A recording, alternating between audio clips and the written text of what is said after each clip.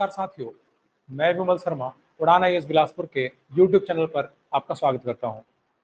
मैं आपके समक्ष आज इतिहास के एक महत्वपूर्ण टॉपिक जिसका नाम है चाणक्य का सप्तांग सिद्धांत लेकर उपस्थित हुआ हूं।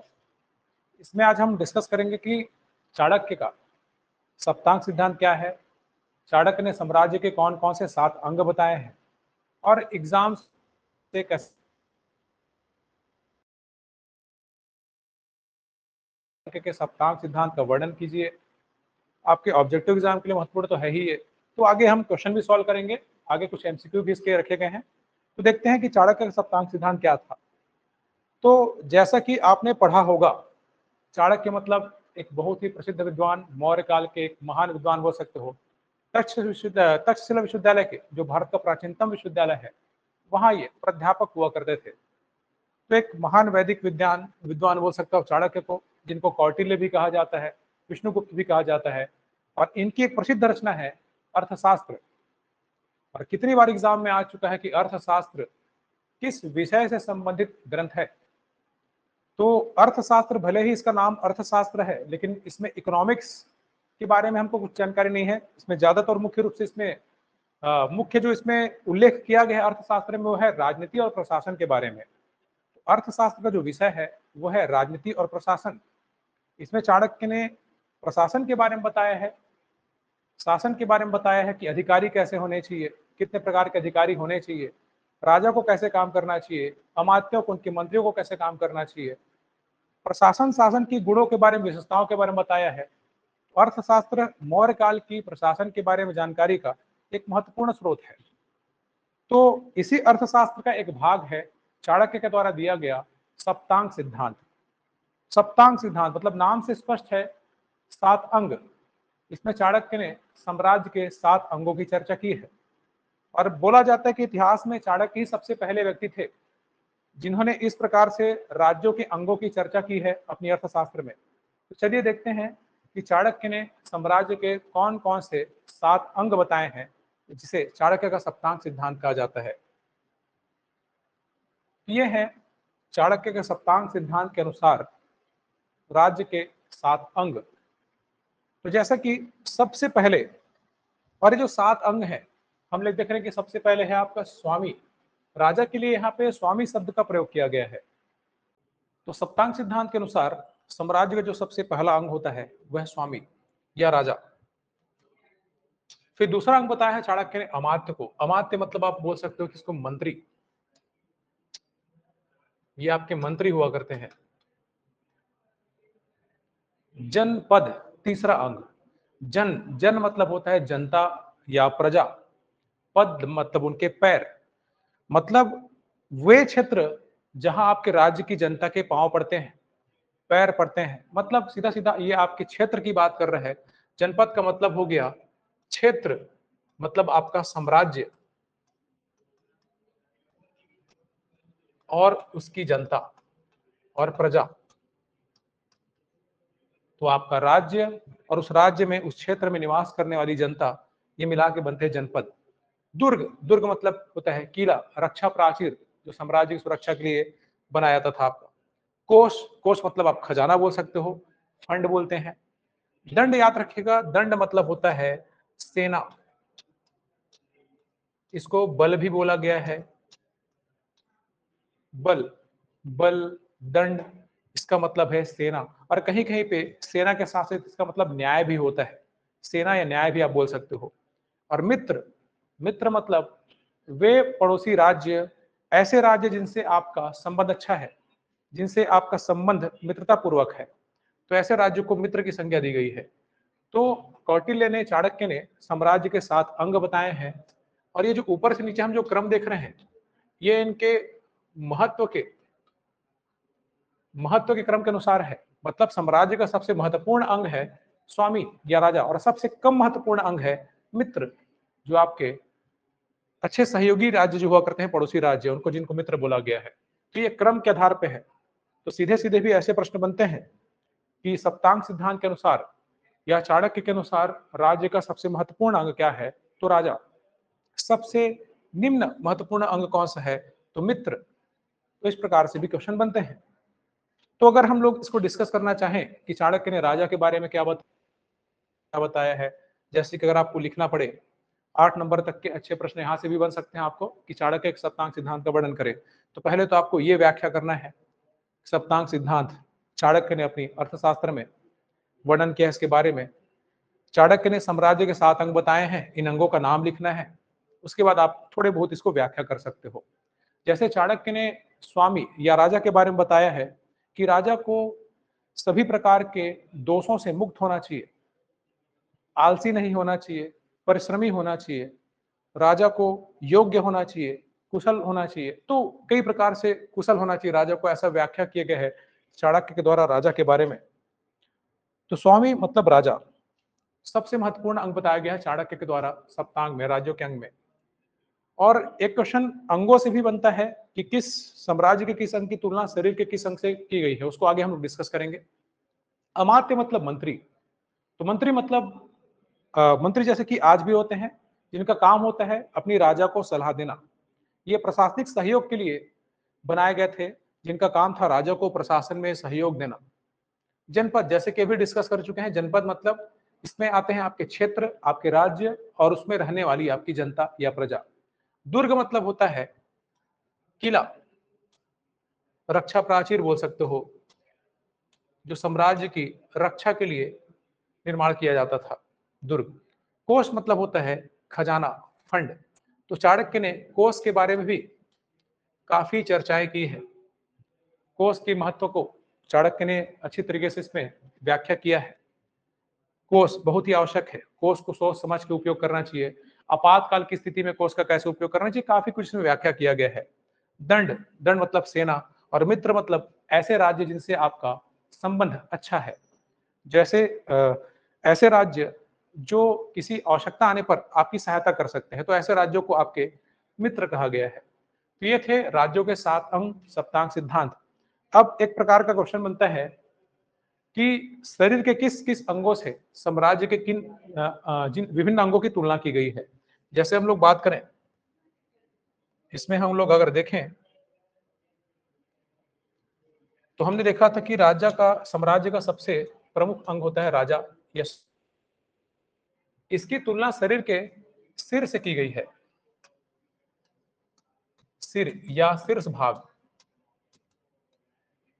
तो इस प्रकार से भी क्वेश्चन बनते हैं कि चाणक्य ने सप्तांग सिद्धांत में राजा की तुलना शरीर के किस अंग से की है।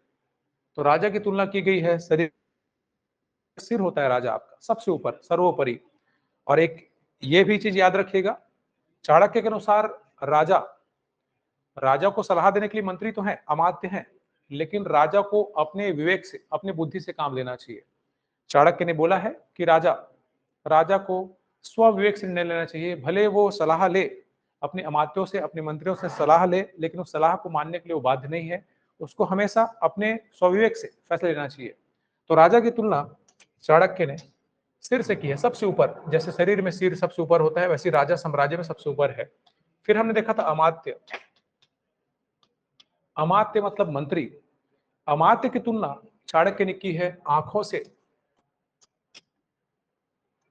आंखें, नेत्र, चक्षु। चाणक्य ने अमात्यों को, मंत्रियों को साम्राज्य की आंखें कहा है।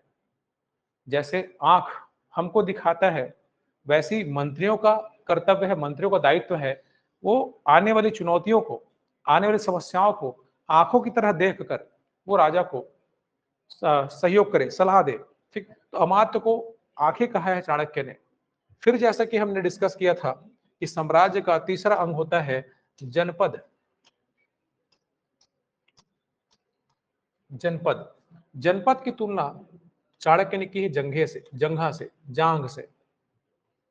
जैसे हमारा शरीर जंघे के सहारे टिका होता है, खड़ा होता है मजबूती से, बस वैसी जनपद, जनपद मतलब आपको बताया था मैं, आपका क्षेत्र और उस क्षेत्र में रहने वाले लोग, प्रजा आपकी, उनके समर्थन से ही आप एक शक्तिशाली शासन, एक अच्छा शासन आप कर सकते हो। तो जिस प्रकार जंघा हमारे शरीर को सपोर्ट करता है, समर्थन देता है, बस उसी प्रकार जो जनपद है वो भी साम्राज्य की जंघा है। फिर हमने बात किया था दुर्ग।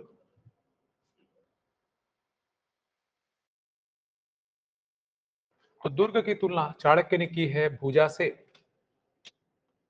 भुजा या बाह बोलते हैं, तो शरीर की रक्षा जैसे हम बाह से करते हैं, बस वैसे ही साम्राज्य की रक्षा करता है दुर्ग। तो इस प्रकार से अलग अलग अंगों की चाणक्य ने तुलना की है। इसके बाद हम देखे थे कोष के बारे में। कोष मतलब खजाना।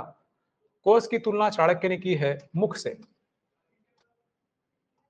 मुख से, जैसे मुख से हम खाते हैं, खाना खाते हैं, पेट भरते हैं, तो वैसे ही कोष ही आपका साम्राज्य का पोषण करती है। बहुत ज्यादा महत्व का वर्णन किया गया अर्थशास्त्र में कोष के बारे में। आपात स्थितियों में एक अच्छा कोष का प्रबंधन ही हमको शासन चलाने में सहायता करता है। और एक इसकी विचारधारा है, जैसे बोलते हैं कि मुख का प्रयोग सोच समझ के करना चाहिए, बोलते समय ध्यान रखना चाहिए, बस वैसी एक विचारधारा ये भी व्यक्त की है कि कोष का, जैसे मुख का प्रयोग सोच समझ के करना चाहिए, वैसी जो कोष है, जो खजाना है, इसका भी प्रयोग सोच समझ के करना चाहिए, ताकि आपात की स्थिति में वो आपके पास उपलब्ध रहे। कोष। फिर हमने देखा था दंड। दंड मतलब सेना, और दंड इसका मतलब सेना या बल लिख सकते हो। कहीं कहीं पे दंड का अर्थ न्याय भी बताया गया है, न्याय और सेना भी बताया गया है। तो दंड की तुलना चाणक्य ने की है मस्तिष्क से। सेना को मस्तिष्क की तरह कार्य करना चाहिए, और जो आपके मित्र, मित्र मतलब ऐसे राज्य जिनसे आपका संबंध अच्छा है, उसकी तुलना की है चाणक्य ने कान से। मित्र को साम्राज्य का कान कहा है। जैसे कान सुनते हैं कान से हम, वैसे ही आपके जो अच्छे पड़ोसी राज्य हैं, जिनसे आपका अच्छा संबंध है, वो आपको आने वाली चुनौतियों के बारे में, आपके शत्रुओं के बारे में आपको जानकारी देंगे, कान की तरह काम करेंगे। तो यही है चाणक्य का सप्तांग सिद्धांत, जिसमें चाणक्य ने साम्राज्य के 7 अंगों की तुलना शरीर। ये थे चाणक्य के सप्तांग सिद्धांत। तो एक अच्छा प्रश्न बन सकता है। इसके अलावा अगर हम बात करें कि सप्तांग सिद्धांत से किस प्रकार से प्रश्न बन सकते हैं, तो चलिए एमसीक्यू देख लेते हैं कि सप्तांग सिद्धांत से किस प्रकार से प्रश्न आपको आ सकते हैं। जैसे ये, अगर इससे संबंधित हम लोग एमसीक्यू की बात करें, तो आपको पूछ सकता है कि कौन सा तत्व, कौन सा अंग चाणक्य के सप्तांग सिद्धांत का अंग नहीं है। तो हमने देखा था स्वामी सबसे महत्वपूर्ण अंग होता है। दंड, कोष, मंत्र नाम का कोई अंग नहीं होता, ये हमने देखा था। तो ऐसे प्रश्न आपको यहाँ से बन सकते हैं। और एक प्रश्न की बात करें, आपको पूछ सकता है इस टाइप का प्रश्न, सप्तांग सिद्धांत में जनपद का अर्थ क्या है। तो जन मतलब जनता, मतलब प्रजा, और पद मतलब पैर, वो क्षेत्र जहां आपकी जनता के पैर पड़ते हैं, मतलब आपका क्षेत्र। तो राज्य की भूमि और प्रजा के लिए प्रयोग किया गया जनपद शब्द का। अगला प्रश्न हम लोग देखें, तो दंड का अर्थ क्या है। सप्तांग सिद्धांत में दंड का अर्थ क्या है। तो दंड का मतलब होता है सेना, बल, बल या सेना। फिर एक प्रश्न है, चाणक्य के सप्तांग सिद्धांत में, चाणक्य के सप्तांग सिद्धांत में सबसे महत्वपूर्ण अंग कौन सा है। तो हमने देखा था 7 अंगों में सबसे ऊपर रखा गया राजा को, तो वही सबसे महत्वपूर्ण अंग है, स्वामी या राजा जिसको बोलते हैं। और सबसे कम महत्व है मित्र का, तो महत्व के आधार पर ही उसको हमने देखा था। फिर एक अच्छा प्रश्न बन सकता है कि सप्तांग सिद्धांत में चाणक्य ने कितने प्रकार के दुर्ग का उल्लेख किया है। तो चाणक्य ने 4 प्रकार के दुर्ग या किले बताए हैं। जैसे कि एक होता है औशिक दुर्ग,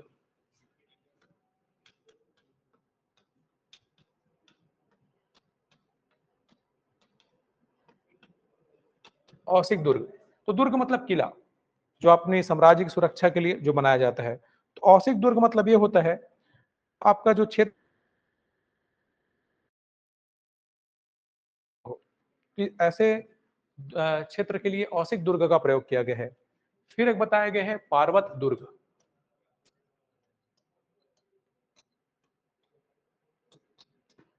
पार्वत दुर्ग, तो दूसरा प्रकार का दुर्ग जो चाणक्य ने बताया है, पर्वत, जैसे नाम से स्पष्ट है, पर्वत से, जो पर्वतों से, चट्टानों से घिरा हुआ क्षेत्र है, इस प्रकार के दुर्गीकृत क्षेत्र को पार्वत दुर्ग कहा गया है। फिर एक है आपका धानवन दुर्ग। जो मरुस्थलों से घिरा हुआ है, धानवन। धानवन जो मरुस्थलों से घिरा क्षेत्र है आपका। और एक है आपका वन दुर्ग, जो वन से, दलदल से, झाड़ियों से घिरा हुआ है, ऐसे क्षेत्र को वन दुर्ग कहा गया है आपका। तो चार प्रकार बताए हैं सप्तांग सिद्धांत में चाणक्य ने दुर्गों के: औशिक, पार्वत, धानवन और वन। अगला प्रश्न आपको बन सकता है कि चाणक्य के सप्तांग सिद्धांत के अनुसार अमात्य की तुलना शरीर के किस अंग से की गई है? तो हमने देखा था कि राजा को साम्राज्य का सिर बोला गया है, शीर्ष बोला गया है। अमात्य को साम्राज्य की आंखें बोली गई है, आंखें या नेत्र। हमने देखा था कि भुजा बोला गया है किसको? तो दुर्ग को, किले को। मस्तिष्क बोला गया है किसको? दंड को, मतलब सेना को। कान किसको बोला गया है? तो मित्र को।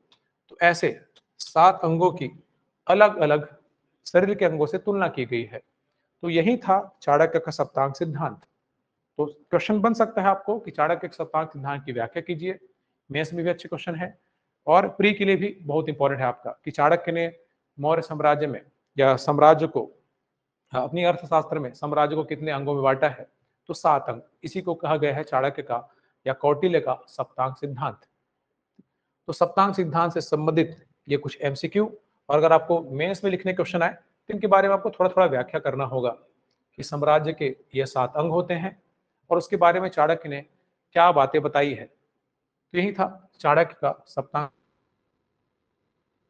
कार से भी क्वेश्चन आपको आ सकते हैं कि सबसे महत्वपूर्ण अंग क्या बताया है चाणक्य ने? तो राजा को, स्वामी को। और सबसे कम महत्वपूर्ण है मित्र। तो ये महत्व के घटते क्रम पर ये क्रम बताया गया आपको। तो ऐसे भी क्वेश्चन बन सकते हैं कि साम्राज्य का तीसरा अंग, सप्तांग सिद्धांत के अनुसार तीसरा अंग कौन सा? तो इन क्रम को भी आपको ऐसे याद रखना पड़ता है। महत्व के आधार पर पूरे क्रम को भी आपको पूछ सकता है कि सप्तांग सिद्धांत में साम्राज्य का तीसरा अंक किसे बताया गया है, चौथा अंक किसे बताया गया है। तो इस प्रकार से भी प्रश्न बन सकते हैं। तो ये था चाणक्य का सप्तांग सिद्धांत। अगर आपको वीडियो अच्छा लगा तो हमारे चैनल से जुड़िए, सब्सक्राइब कीजिए। मिलते हैं अगली वीडियो पर। Thank you.